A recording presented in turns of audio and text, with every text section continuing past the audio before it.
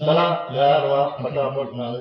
मी पण आपलं गाडी होईल मी जरा बाहेर गेलो होतो, लगेच आलो घेतल्या हातातच कपडे घेतले आणि गाडीत बसले. अंगात पण नाही शर्ट आणि असं घेतले, बॅग घेतलेली हातात, सगळं हातात घेऊन गाडीत बसलो आणि मग त्याचे कपडे घातले. बरोबर आई पण त्यावेळेस आई पण नव्हती आमच्याकडे. काय करते बाबा बोलत नव्हते पण सुचवत होते.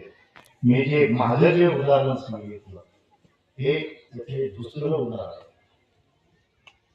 की बाबा सुचवत होते आणि म्हणायचे कसे गेले कसे गेले. साधारण माणूस लगेच म्हणायचं आता मला जर बाबाने दर्शन दिलं आणि मला भेटू नाही दिलं तर मी म्हटलं जाऊ द्या काय करायचं आहे मला सोडून गेलं असलं का